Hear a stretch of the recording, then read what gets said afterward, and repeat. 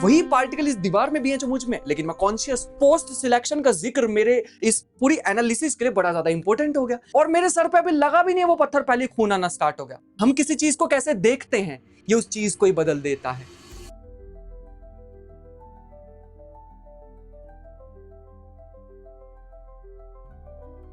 Recently एक group of scientist ने मिलकर ऐसा एक्सपेरिमेंट किया जिसने हमें बताया कि रियलिटी जो हम अपने आसपास देख रहे हैं वो 100% सच नहीं है। Reality is not what it seems like.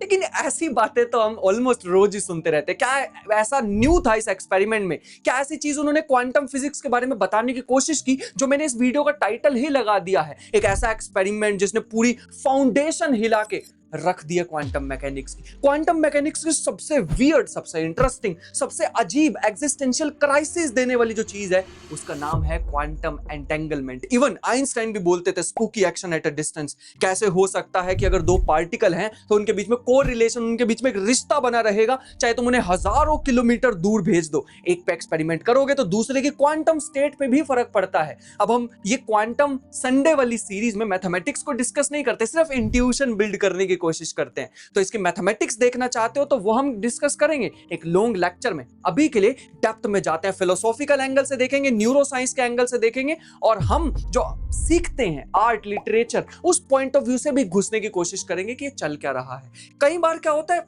Reason क्या है मैं इतने पर्सपेक्टिव क्यों ले रहा हूं, क्योंकि जो भी हम देखते हैं ना अपने पास वो 100% ट्रूथ नहीं है। जैसे फॉर एग्जांपल मैं अपने कैमरा को देख रहा हूं, जैसे फॉर एग्जांपल मैं अपने आसपास की दीवारों को देख रहा हूं, ये सारी चीजें उसी से ही तो बनी है, उसी एटम्स, उसी टाइप के एटम्स, इलेक्ट्रॉन्स, प्रोटॉन्स, क्वार्क्स, वही पार्टिकल इस दीवार में भी है जो मुझ में, लेकिन मैं कॉन्शियस। मैं अपने आसपास सिर्फ विजिबल लाइट को देख पा रहा हूं। काफी सारी ऐसी इलेक्ट्रोमैग्नेटिक वेव्स हैं जो आसपास घूम रही हैं, शायद मैं उन्हें नहीं देख पा रहा हूं, शायद नहीं ही देख पा रहा हूं, है ना।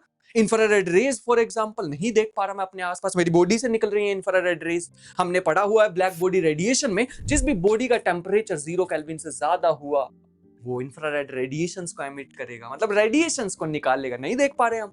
तो ये बिलीव कर पाना कि एक्सपेरिमेंट में जो बताया गया है उसमें बिलीव कर पाना मेरे लिए तो बहुत ज्यादा एक स्टेप में पीछे हो गया। भाई रुकते हैं, इतनी हेरा फेरी तो थोड़ा समय लेते हैं, इसको थोड़ा डिस्कस करने की कोशिश करते हैं और फिर थोड़ा एक्सपैंड करेंगे इसको।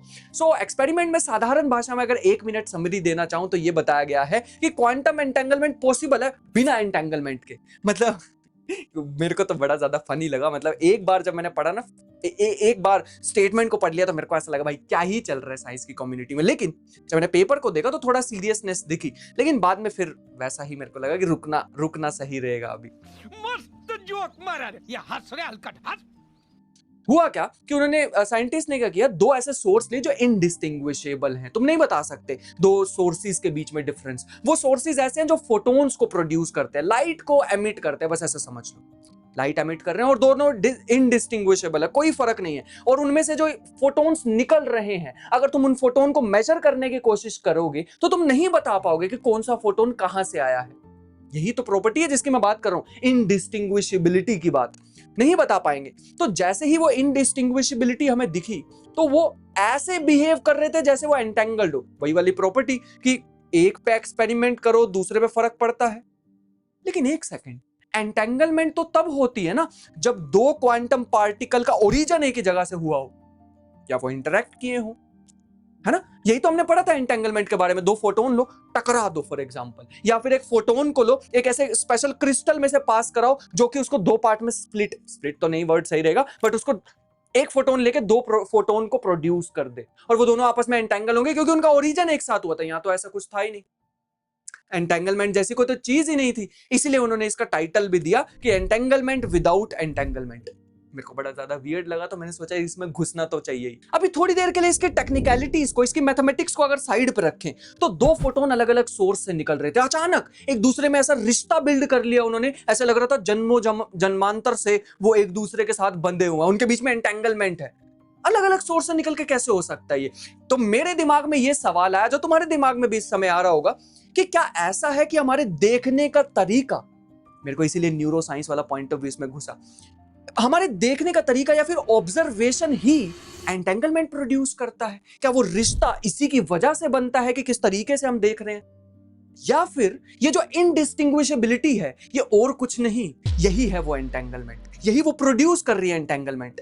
लेकिन अगर इन दोनों में से एक भी बात सच हुई ना, तो ये जो क्वांटम मैकेनिक्स की जो हमने नींव बना रखी है ना, वो हिल जाएगी। सो मेरे को लगा कि इसको ना अलग पर्सपेक्टिव से देखने की जरूरत है। पहले न्यूरोसाइंस के तरीके से देखने की कोशिश करेंगे, क्योंकि मैं रिसेंटली ना एक बुक पढ़ रहा था जिसका नाम था बिहेव बाय रॉबर्ट पोडोल्स्की, जिसमें रॉबर्ट बताते हैं कि हमारा दिमाग ना हमेशा कहानी बनाने की कोशिश करता है। हम ना डिफरेंट इंसिडेंसेस को आपस में जोड़ने की कोशिश कर देते हैं। हमारे पास जैसे ही कोई घटना घटती है, कोई चीज हम डिस्कवर करते हैं, कोई एक्सपेरिमेंट करते हैं, हम ना अनइंटेंशनली ऐसी ऐसी चीजों को जोड़ना शुरू कर देते हैं जिनके बीच में कोई कनेक्शन ही नहीं है शायद। जैसे फॉर एग्जाम्पल, मैं एक ओवर थिंक करूं, मैं सोच रहा हूं कि यार वो मुझसे ना 6 बजे मिलने क्यों नहीं आई। अब मैं अपने दिमाग में HD क्वालिटी में ऐसी ऐसी बातें सोचने की कोशिश करूंगा जिसका उस 6 बजे मिलने आने के साथ कोई रिलेशन नहीं है। शायद वो सब्जी लेने चली गई होगी, शायद वो अमेरिका वाले अपने दोस्त के साथ बात कर रही होगी, नहीं लंदन में भी तो उसकी एक दोस्त है, उससे बात कर रही होगी, शायद उसके पैसे गिर गए होंगे कहीं, शायद उसकी चप्पल टूट गई होगी। ऐसी ऐसी बातें हम जोड़ने की कोशिश करते हैं, हमारा दिमाग ऐसा करता है। फिर मेरे को लगा यार ये बात ना बिल्कुल वियर्ड तो लग रही है, इस एक्सपेरिमेंट के साथ कोई लेना देना नहीं है। लेकिन फिर मैंने इनका पेपर पढ़ा दोबारा जाके, और मुझे पता लगा कि वहां पर ना पोस्ट सिलेक्शन की बात कर रखी थी।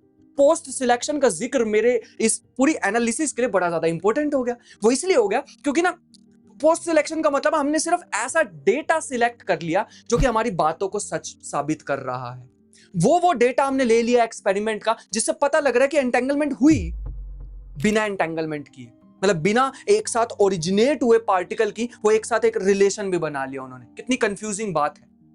इसका मतलब है selection of only that data point जो कि एक पर्टिकुलर कहानी बता दें, बिल्कुल सही स्टेप नहीं है जो उन्होंने किया। अब यहाँ पे मेरे पर्सनल पर्सपेक्टिव की बात आती है। मैं थोड़ा सा यहाँ पे कंफ्यूज हुआ। इसके बाद मेरे मन में थोड़ा सा डाउट आया कि फिर कनेक्शन होता क्या है, क्या जुड़ना जरूरी है, क्या एक जगह से ओरिजिनेट होना जरूरी है एक रिश्ता बनाने के लिए, एंटेंगलमेंट के लिए, या फिर एक जैसा बिहेव करना ही एंटेंगलमेंट है। मतलब अगर ये एक्सपेरिमेंट सच हो गया तो कॉज़ैलिटी, जिसे हम सीधा साधा बच्चा समझते हैं, वो उतना सीधा होगा नहीं।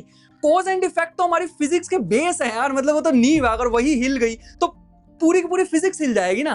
तुम सोच के देखो, मैंने ऊपर पत्थर उछाला और मेरे सर पे अभी लगा भी नहीं, वो पत्थर पहले खून आना स्टार्ट हो गया। इफेक्ट पहले हो गया कोज से। पॉसिबल ही नहीं है ना, ये चीजें तो हमने देखी नहीं। अगर इसका मतलब ये एक्सपेरिमेंट सच होता है तो ये कोज एंड इफेक्ट अगर होता है, तो मेरे ख्याल से, मेरे को नहीं लगता कि ऐसा होगा, बट अगर होगा तो ये जो कोज एंड इफेक्ट है ये एक ही कोई मिस्टीरियस सोर्स के एक कॉइन के दो पहलू होने वाले, कोई दो अलग अलग चीज ही नहीं होंगी कोज एंड इफेक्ट। बिल्कुल उन फोटोन्स की तरह जिनका ओरिजिन इनडिस्टिंग्विशेबल था, जिसको हम अलग अलग नहीं बता पा रहे थे। कमाल की बात नहीं है यार। ओवरऑल कंक्लूजन, हम किसी चीज को कैसे देखते हैं ये उस चीज को ही बदल देता है। दो पार्टिकल जिनका ओरिजिन भी सेम नहीं था, इंटरैक्ट भी नहीं किए, लेकिन फिर भी वो इनडिस्टिंग्विशेबल होने के कारण उनके बीच में एक रिश्ता हमें दिखाई दे रहा, हमें एंटेंगल्ड लग रहे हैं पार्टिकल एक्सपेरिमेंट करते हुए। इसका मतलब है the most weird conclusion is कि वो एंटेंगलमेंट, वो रिश्ता, वो रियलिटी क्रिएट हुई हमारे देखने की वजह से। मिलते हैं नेक्स्ट वीडियो में।